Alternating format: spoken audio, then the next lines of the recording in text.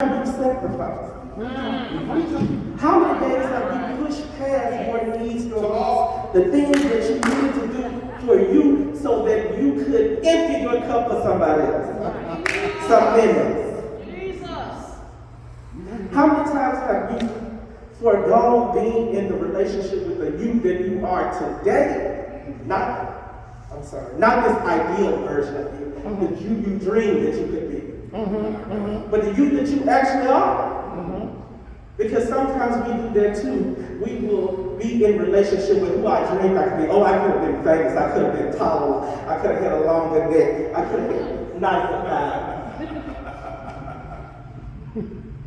Cutest shoes, a nicer car, a better house. I could have lived in a better neighborhood. I could have had a better boyfriend, girlfriend, husband, wife. I could have done this. And now I'm angry at this version of me that I am today, hoping that I'll be in relationship with it sooner. But forgone the relationship with the me that I am right now, the perfect me, the me, as your pastor would tell you, that God created. That's it, God.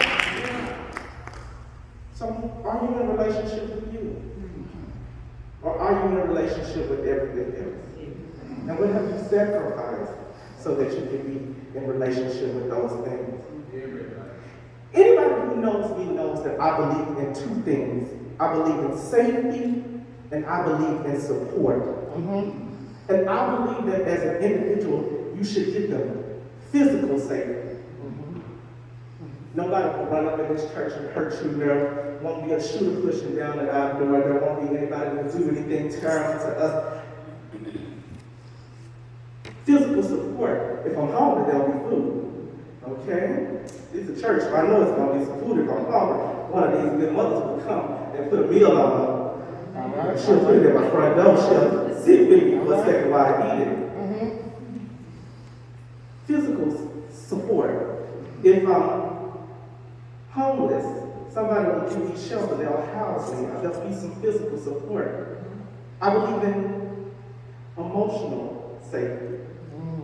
Nobody will tell you that you're not good enough, that you don't have the worth of the living, the things that you're hungry for, dreaming for, the things that you want out of life, that you won't have them, that you're not good enough to get them, that you don't deserve them.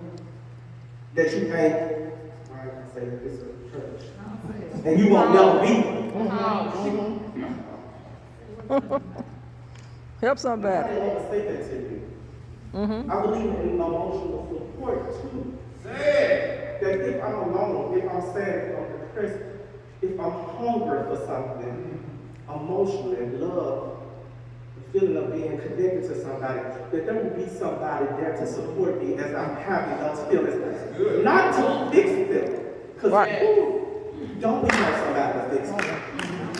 Fix this feeling for me. I don't like it. I don't want to feel this. Not to fix them. Because that's not what your support person is for. To stand with you as you're having that feeling so that you can weather the moment and go through it. That's the feeling. And I believe in mental safety and mental support. That if I have an idea, nobody will tell me that that idea is stupid. Child, she ain't talking about nothing. She just be talking. Just rambling on at the mouth. Nobody will tell me that that idea is invalid. They will accept that I have that idea. Allow me to have it. Good, bad, ugly, and different. And then there will also be some mental support. There will be a person to share with me in that idea. If I'm coaching, there'll be some more coaching people to worship with me. Hey, tell me I ain't shaking. Or if I'm Baptist, there'll be some. Go ahead. There'll be a go ahead person to tell me to go home. Okay. Or if I'm Methodist, I see crying in the background and somebody will nod. That there'll be somebody to share in that idea with me, to support me in that idea. If I'm a Democrat, there'll be other Democrats that we can talk about the plight of the world. If I'm a Republican, there'll be somebody to say, we need to get some more money out there. And they won't hurt my feelings. They won't tell me that it's invalid, it doesn't happen in the world, it's stupid. I believe in all of those things, and I believe that you should get them every step of the way throughout your entire life. When you are a child, when you are an adolescent, when you are growing old, when you're aging, because that's so important for you to have some support when you're aging. People often think that people who weathered their whole life can just move on and push on, but the truth of the matter is they need it too. When you're an adult, you should have these things.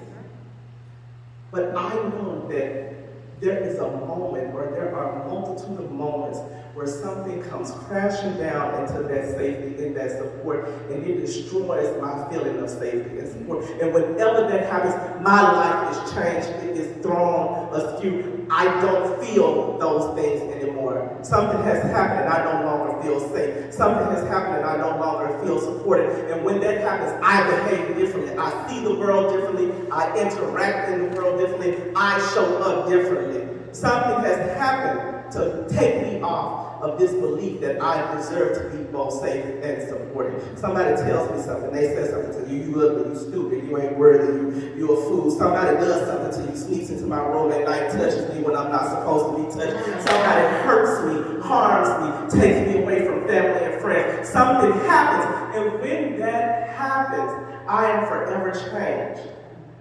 And now I behave different. I have to have a new set of rules that govern my life. Oh, I can't do that because I can't show up as myself here, because what if somebody finds out and then the thing is going to happen all over again?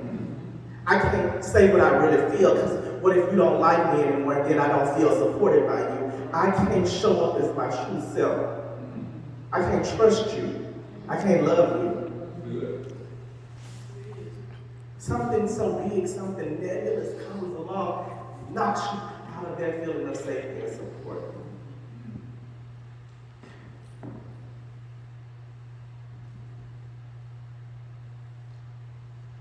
The bad thing is that oftentimes we don't recognize that we've been knocked out of that space. Because somebody told you a long time ago, push on, keep your head down, it's okay, just move on. Yep.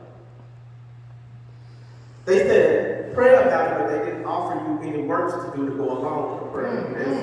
Spiritual, you know. See, my friend knows. He says, just keep on pushing on, just keep your head down, keep pushing forward, and you will make it through. And the truth of the matter, as a professional, I have found out that most people don't make it through. You sad every day. You're angry every day. You're hurt every day. And you push on. Getting a little extra cut along the way. I get another little cut here and another little cut here, and I keep pushing on. I get another little cut and I keep pushing on. I move on, I press on. And the problem is that sooner or later you die the death from 1,000 cuts. See, if we weren't talking about your mental health, if we were talking about your physical health, you do something about it. If your stomach was hurt for 5 days, you go to the doctor. Yep. Won't we?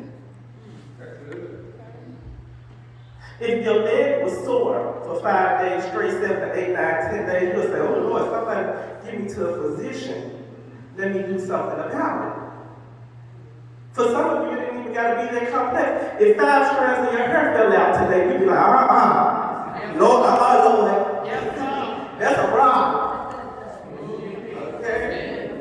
I know this because I ain't as thick up here as I used to be. But you do something about it.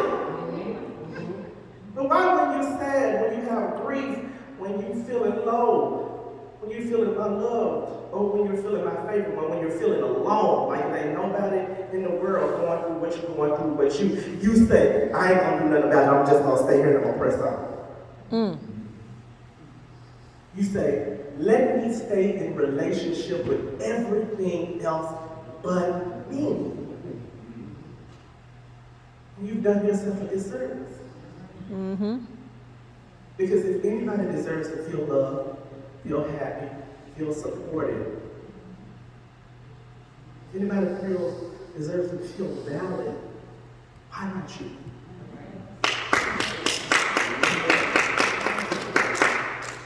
People come to me all the time and they say, Chris, fix the advantage. They They say my mama left when I was 6.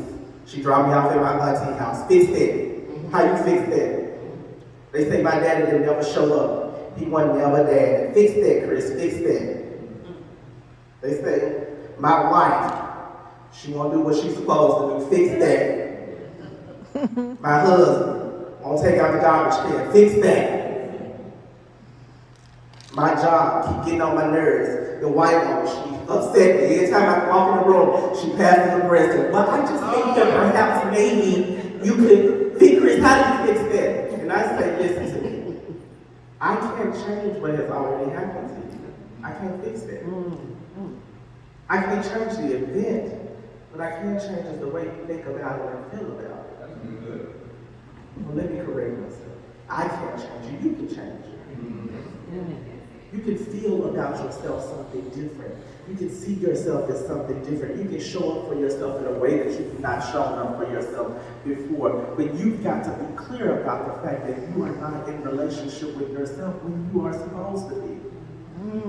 Instead of lying to yourself and saying everything is okay and keep on pushing forward. You love people. Love so many. I see people loving people all the time. They love their children, hold them tight. Whenever they go somewhere, they grab their hand in the grocery store. You love people. You love your husband. You love your wife. You show up and do stuff for them even when they don't know they need it done for them. You didn't know you was hungry, but I knew you was hungry.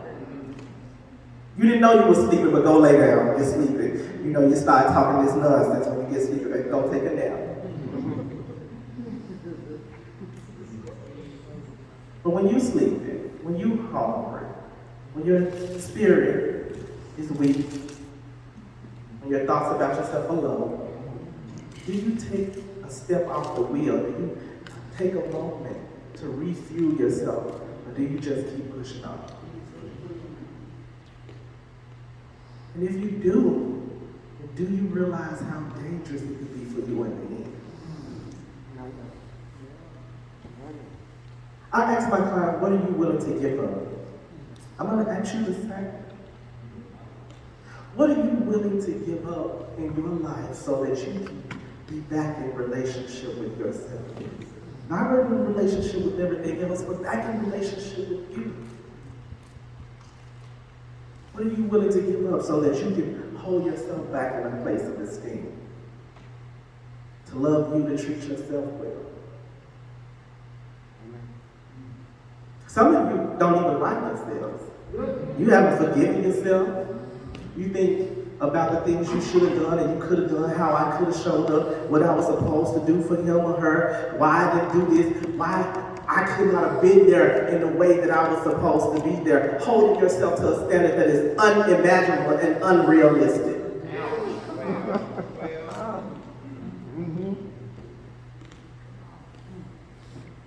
You could forego all of that and just be in relationship with you. I often tell people when they see me, there is an arc of forgiveness. And that to be back in relationship with you, you'll have to forgive you and you'll have to forgive others. And they ask me, Chris, what does that look like? What is the arc of forgiveness? And I always go through the steps for them. I say the first step is to tell the truth. There is a story for each one of us, for each event that has happened to you that makes you feel how you feel about yourself, that makes you behave how you behave. There is a story, and there is the truth behind that story. And some of us are unwilling yet to tell the truth about that story. We correct it because it sounds better. Have you ever corrected it because it sounds better? It sounds better to say this than to say that. Not just to other people, though, to ourselves. Because we'll correct it for us. We'll tell a little white lie to ourselves. Oh, I wasn't a terrible person that day. I was just defending myself. When you ask your friends, well, what happened? Man, you cussed them people low. No, I didn't. I was just defending myself. Tell the truth.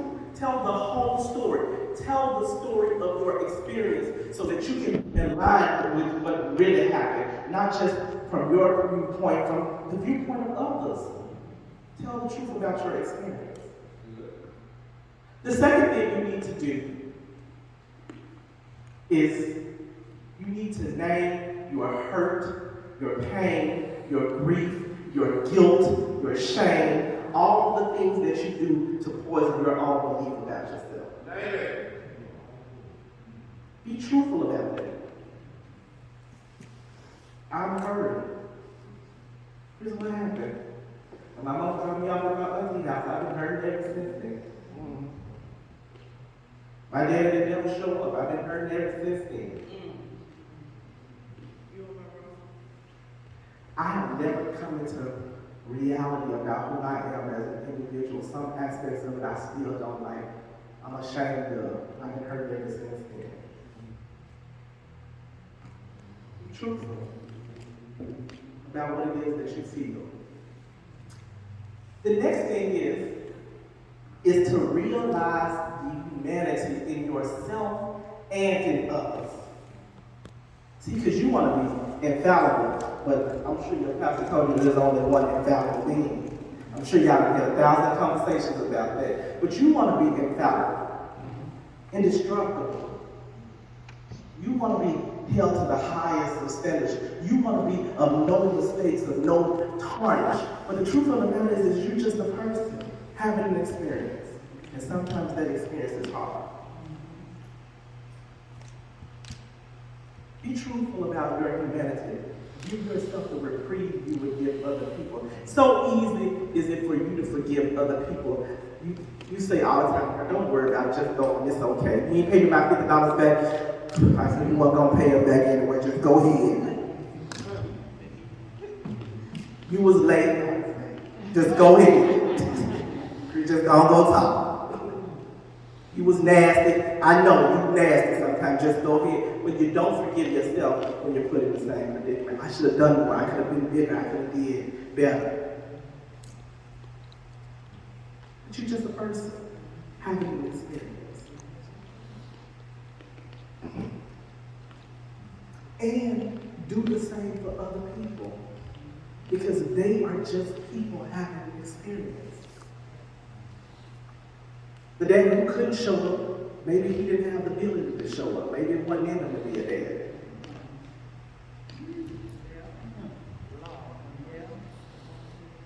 The mother who called you out your name, maybe it wasn't in her ability to be able to communicate with you in a way that was different. If her mama called her out her name, I'm sure she's going to try to use the same parenting techniques her mama gave her, she's going to use on you. Yep.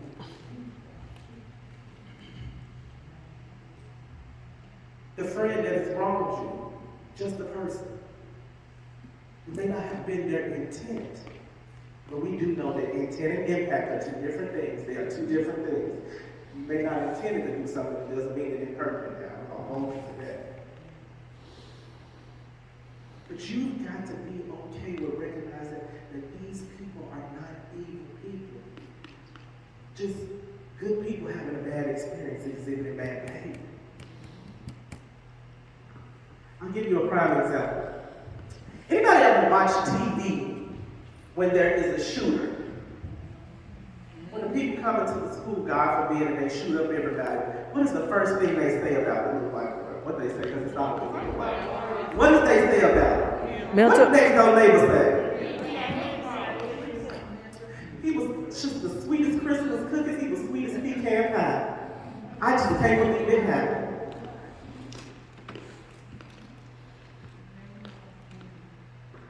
Because good people make bad choices and do bad things. Be truthful about your humanity and the humanity of others. The last thing and the most important thing in the art of forgiveness is to rebuild the relationship either with yourself or somebody else, or let go. Why are you holding on so tight to a moment that has already passed? Wow. Amen. Holding on so tight to it. I can't believe this happened to me. I can't believe she treated me like this. I can't believe he said that. You hold on it for years, for days, for months. I can't believe she left me. I can't believe she didn't hug me. I can't believe he didn't kiss me. I can't believe it. Holding on to it every moment, every day of your life, wishing it could have been different, when really, it's gone.